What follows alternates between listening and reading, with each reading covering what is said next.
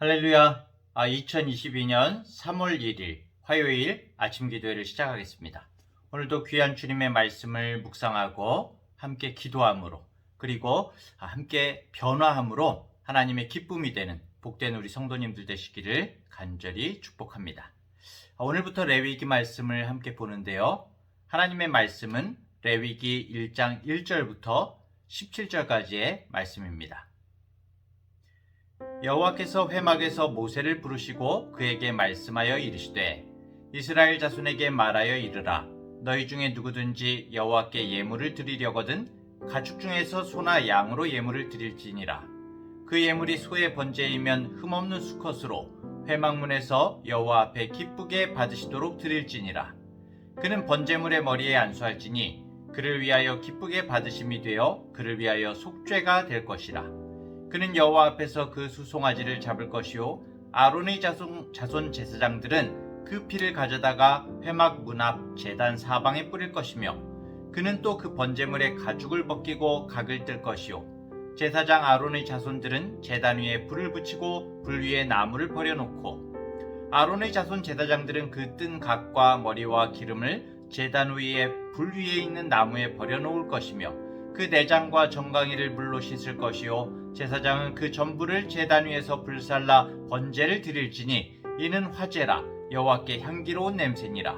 만일 그 예물이 가축대의 양이나 염소의 번제이면 흠없는 수컷으로 드릴지니 그가 제단 북쪽 여호와 앞에서 그것을 잡을 것이요 아론의 자손 제사장들은 그것의 피를 제단 사방에 뿌릴 것이며 그는 그것의 각을 뜨고 그것의 머리와 그것의 기름을 베어낼 것이요 제사장은 그것을 다 제단 위에 불 위에 있는 나무 위에 벌려놓을 것이며 그 내장과 그 정강이를 물로 씻을 것이요 제사장은 그 전부를 가져다가 제단 위에서 불살라 번제를 드릴지니 이는 화제라 여호와께 향기로운 냄새니라. 만일 여호와께 드리는 예물이 새의 번제이면 산비둘기나 집비둘기 새끼로 예물을 드릴 것이요 제사장은 그것을 제단으로 가져다가 그것의 머리를 비틀어 끊고 제단 위에서 불사르고 피는 제단 곁에 흘릴 것이며 그것의 모이 주머니와 그 더러운 것은 제거하여 제단 동쪽 재 버리는 곳에 던지고 또 그 날개 자리에서 그 몸을 찢되 아주 찢지 말고 제사장이 그것을 제단 위에 불 위에 있는 나무 위에서 불살라 번제를 드릴지니 이는 화제라 여호와께 향기로운 냄새니라. 아멘. 오늘부터 새롭게 레위기의 말씀을 함께 읽어가게 되는데요. 이 성경을 읽어나가다가 우리가 걸려서 진도가 안 나가는 대목이 바로 이 레위기서이죠. 거의가 제사를 어떻게 드리는가에 대한 어떤 규칙이기 때문에 읽기가 힘들고 좀 까다로운 게 사실입니다. 그럼에도 불구하고 레위기서는 크게 두 부분으로 나뉘어서 두 가지를 이야기하고 있는데요. 먼저 1장에서 10장까지는 예배에 대한 중요한 정의를 소개하고 있고요. 레위기에서는 이 제사라고 표현이 되고 있지만은 우리가 이야기하는 예배지요. 드려지는 모습과 방법이 다르지만 그 근본적인 뜻은 같은 거거든요. 그리고 11장부터 마지막 장까지는 이 예배자들의 거룩에 대해서 말씀하고 있습니다. 예배와 거룩. 레위기서가 얘기하는 것은 예배와 거룩인 것이죠. 우리 신앙생활에서 여러 가지 주제를 우리가 이야기할 수 있겠지만 딱 하나만 남기라면 결국 예배를 남길 수밖에 없습니다.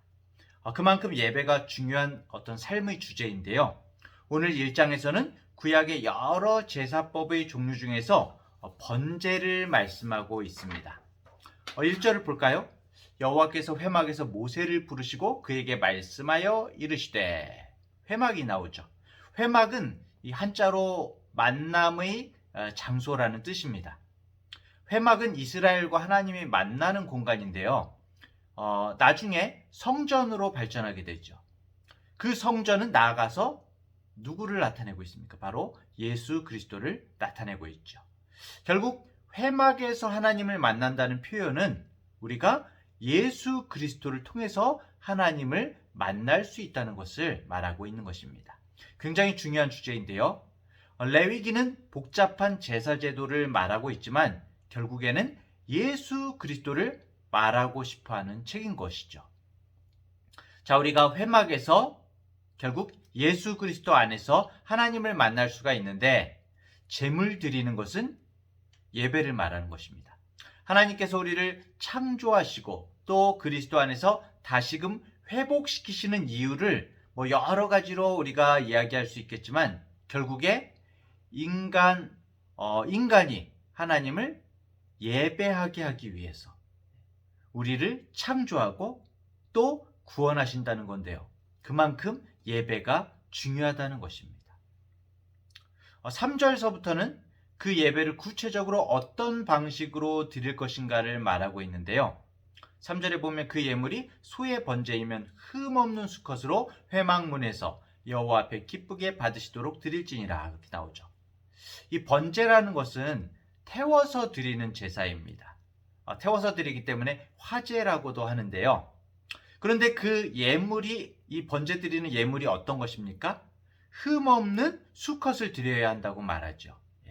이 흠없는 수컷이 누구일까요? 바로 이 땅에 오신 예수 그리스도를 상징하는 어떤 제물의 모형인 건데요. 흠이 있으면 어떻게 될까요? 흠이 있으면, 죄가 있으면 죄를 대속할 수가 없겠죠. 죄가 없어야 죄를 대속할 자격이 있는 것입니다. 예수 그리스도께서 이 땅에 육신을 입고 오셨지만은 죄가 없으신 분이시죠. 그래서 오직 그리스도만이 우리 죄를 속량할 수 있는 유일한 하나님이시고, 왜 유일한 하나님이셔야 되죠? 하나님께서 죄가 없는 사람은 죄가 없을 수가 없죠. 하나님이셔야 죄가 없는 것이죠. 그리고 유일한 인간이기 때문에, 하나님께서 유일한 하나님이시고, 예수 그리스도께서, 오직 그리스도 예수만이 유일한 하나님이시고 또 유일한 인간이신 것이죠. 아담 안에서 존재한 모든 인간은 모태에서부터 죄인으로 태어나게 되어 있습니다. 누구나 근본적으로 죄가 있죠. 그래서 오고 오는 그 어떤 인류도 대속할 수 있는 자격이 갖춰진 인류가 없는 것입니다. 그래서 둘째 아담으로 오신 예수님께서 하나님이시지만 육신의 모습을 입고 정말 흠없는 사람의 모습으로 오신 것이죠. 레위기서에서는 이것을 이제 흠없는 수컷으로 표현하고 있는 것입니다. 그 제물을 여호와께서 기쁘게 받으시도록 드리는 것이죠. 자, 4절에 보면 그는 번제물의 머리에 안수할지니 그를 위하여 기쁘게 받으심이 되어 그를 위하여 속죄가 될 것이라. 번제라는 것은 제물 드리는 사람이 제물로 바쳐지는 짐승의 머리에 안수를 하게 되어 있습니다. 이때 안수는 안수기도 하는 것처럼 능력을 붓거나 치유하는 개념이 아닌 것이죠. 바로 예물을 드리는 자의 모든 죄를 이 안수하는 짐승에게 대신 전가시킨다. 옮긴다는 게, 죄를 옮긴다는 게 이 안수의 중요한 핵심 가치인 겁니다. 죄를 짐승에게 대신 떠넘기는 것, 그게 바로 안수인 것이죠. 지금 가지고 온 짐승이 죄를 대신 전가받아서 죽어야 하는 것이죠. 자, 5절 봅니다. 그는 여호와 앞에서 그 수송아지를 잡을 것이요 아론의 자손 제사장들은 그 피를 가져다가 회막문 앞 제단 사방에 뿌릴 것이며. 자, 가지고 온 짐승을 누가 잡습니까? 가지고 온 사람이 잡는다고 나와 있죠. 예물 드리는 사람이 직접 그 짐승을 잡도록 되어 있습니다. 왜일까요? 자신의 죄를 가지고 이제 죽을 그 짐승을 잡음으로써 자기 죄에 대해서 깨닫게 되고 생각하고 성찰하게 되는 것이죠. 그 짐승이 자신의 죄 때문에 죽어가는 그 광경을 보면서 우리 속에 죄가 얼마나 주홍같이 붉은지를 깨닫게 되는 것이죠. 그렇다면 우리도 한번 성찰해 볼까요? 예수님을 누가 죽였습니까? 내가 안 죽였어요. 네, 제가 안 죽였는데요. 이렇게 이야기한다면은 죄에 대한 성찰이 안 된 것이죠. 결국 예수님은 누가 죽였습니까? 바로 우리가 죽인 것이죠. 우리가 그분을 십자가에 매단 것입니다. 물론 예수님께서 우리를 사랑하셔서 스스로 제물이 되셨지만 결국 우리 죄가 예수님께 전가되었고 주님께서 우리를 위해 제물이 되셨기 때문에 내가 예수님을 죽였다고 고백하는 것이 맞는 것입니다. 십자가에 죽으신 예수님은 로마 병사가 빌라도가 죽인 게 아니라 내가 죽인 것입니다. 우리가 죽인 것입니다. 자, 6절 그는 또 그 번제물의 가죽을 벗기고 각을 뜰 것이요. 저는 오늘 아침에 이 말씀을 굉장히 계속 되뇌이고 묵상하게 되더라고요. 이 번제물의 가죽을 벗기라 라고 말씀하는데요. 성경에 보면 십자가에 예수님이 달리실 때에 로마 병사들이 어떻습니까? 겉옷과 속옷을 다 벗기죠. 그리고 각을 여기 보면 이제 6절에 각을 뜬다 이렇게 나오는데 이 각을 뜬다는 것은 굉장히 참담하죠. 뼈마디를 쑤시는 어떤 수치와 고통을 의미하는 것입니다. 가죽을 벗긴다는 것, 이것은 십자가상에서 벌어졌던 제비 뽑아서 겉옷과 속옷을 나누던 그 풍경을 미리 암시하는 그런 말씀이기도 한 것이죠. 이 예수님의 십자가 그 모습을 그린 성화나 여러 가지 영화들이나 그런 부분을 보면은 예수님께서 십자가에서 달리신 그림을 어떻습니까? 우리 최소한의 부분은 가려져 있죠. 그렇죠?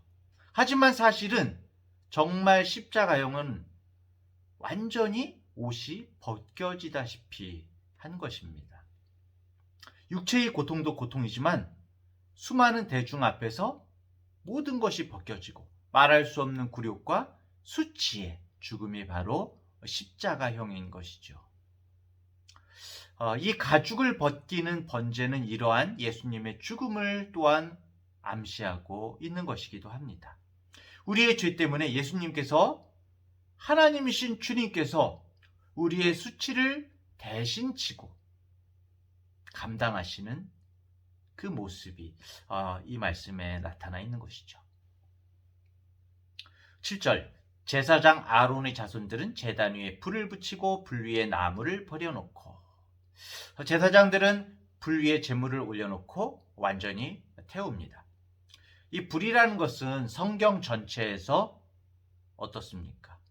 소멸시키는 심판의 도구로 등장하기도 하는데요. 성경에서 심판, 지옥의 형벌도 불로 등장하는 모습들이 나타납니다. 예수 그리스도께서 제물이 되심으로써 우리 죄를 정결하게 하기 위해서 어떤 심판을 대신 받으셨나를 암시하고 보여주는 그런 대목이라고 할 수 있는 것이죠. 8절과 9절을 볼까요? 아론의 자손 제사장들은 그 뜬 각과 머리와 기름을 제단 위에 불 위에 있는 나무에 버려놓을 것이며 그 내장과 정강이를 물로 씻을 것이요 제사장은 그 전부를 제단 위에서 불살라 번제를 드릴지니 이는 화제라 여호와께 향기로운 냄새니라. 내장과 정강이는 이제 다리 부분이죠. 다리를 물로 씻으라고 말을 합니다. 물로 씻어낸다는 것은 정결케 하는 것이죠. 이 제사의 결과가 깨끗게 되는 의와 거룩의 제사가 된다는 것을 보여주고 있는 것입니다. 주님께서 우리를 정결케 하시고 우리를 속죄하신다는 것을 우리에게 보여주시는 것이죠. 그렇게 될 때에 13절 그 내장과 그 정강이를 물로 씻을 것이요 제사장이 그 전부를 가져다가 제단 위에서 불살라 번제를 드릴지니 이는 화제라 여호와께 향기로운 냄새니라. 하나님 앞에 향기로운 냄새가 된다고 나오죠. 17절에도 또 그 날개 자리에서 그 몸을 찢되 아주 찢지 말고 제사장이 그것을 제단 위에 불 위에 있는 나무 위에서 불살라 번제를 드릴지니 이는 화제라 여호와께 향기로운 냄새니라. 그 모든 번제라는 제사를 다 설명하고 나서 거듭 말하는 결론이 있습니다. 이는 여호와께 향기로운 냄새다라고 이렇게 말을 하고 있는데요. 이 번제의 결과가 하나님 앞에 향기로운 냄새라는 것이죠. 이 향기로운 냄새가 과연 무엇일까요? 고린도후서 2장 14절 15절을 한번 볼까요? 항상 우리를 그리스도 안에서 이기게 하시고 우리로 말미암아 각 처에서 그리스도를 아는 냄새를 나타내시는 하나님께 감사하노라. 우리는 구원받는 자들에게나 망하는 자들에게나 하나님 앞에서 그리스도의 향기니. 자, 이 향기로운 냄새, 누구의 냄새여야 할까요? 바로 예수 그리스도의 냄새여야 하는 것입니다. 이 그리스도의 향기, 하나님께서 기뻐하시는 향기이면서 또한 우리에게 요구되는 향기이죠. 바로 우리에게서 나타나야 하는 향기인 것입니다. 죽음의 냄새가 진동하던 우리에게서 그리스도의 죽음을 통해서 향내가 가득하게 되는 것입니다. 그리스도 밖에 있을 때는 세상의 온갖 탐욕과 어떤 분노의 혈기와 거친 말과 죽음의 냄새, 악취를 풍기던 우리가 그리스도의 그 향기, 주님의 그 사랑과 주님으로 인하여서 나타나는 우리의 어떤 언어들, 자비로운 마음들, 그리고 순종하는 마음, 긍휼히 여기는 마음, 온유와 자비와 절제와 그리스도의 성품을 드러내는 모든 것, 바로 예수 그리스도의 향기가 되는 것이죠. 사랑하는 중앙대학교의 성도 여러분, 주님께서는 우리의 예배를 받으시고 우리를 구원하시기 위해서 번제물이 되셨습니다. 그리고 우리 또한 하나님 앞에 거룩한 산 제사를 드리기를 원하십니다. 예수님을 따르기를 원하십니다. 그렇다면 지금 우리는 어떤 예배를 드리고 있습니까? 주님께서 우리를 위해서 그 생명을 주셨는데 나는 나 자신을 들여서 정말 소중한 시간과 물질을 구별하여서 예배를 드리고 있습니까? 상한 심령으로 통회하는 마음으로 예배 드리는 어떤 그런 간절함이 있으십니까? 사랑하는 성도 여러분, 누구든지 정말 하나님께 예배 드릴 수 있다는 것은 전적인 하나님의 은혜임을 잊지 말아야 할 것입니다. 예배는 번제 대신 주님의 은혜로 드릴 수 있는 것입니다. 도저히 흠없는 제물을 드릴 수 없는, 자격도 조건도 없는 우리에게 먼저 찾아오셔서 자신을 주시고 믿음을 선물로 주시고 증인으로 살아갈 그 사명을 허락하신 하나님의 은혜를 기억하며 오늘을 살아가는 우리 모든 복된 성도님들 되시기를 간절히 축원합니다. 기도하겠습니다. 하나님 아버지, 우리가 주님을 예배할 수 있음이 얼마나 큰 은혜인지를 다시 한번 돌아봅니다. 주님께서 자신을 주심으로 번제로 드림으로 우리를 구원하시고 회복하시고 예배하게 하셨는데 이제는 주님의 그 은혜와 사랑 안에서 우리 자신을 거룩한 산제사로 드리는 준비된 예배를 하나님께 올려드리는 우리가 되게 하여 주시옵소서. 진정 한평생 예배자로 살아가게 하시고 흠없는 예배로 향기로운 냄새를 드리는 예수 그리스도의 향기를 풍기는 예배자로 살아가게 하여 주옵소서. 하나님의 은혜를 기억하고 선물로 주신 믿음에 감사하며 어떠한 상황 속에서도 하나님께만 소망을 두고 끝내 우리의 인생 속에서 합력하여 선을 이루어 가시는 주님의 손을 날마다 붙잡고 살아가게 하여 주시옵소서. 오늘도 주님만을 바라봅니다. 예수님의 이름으로 기도합니다. 아멘.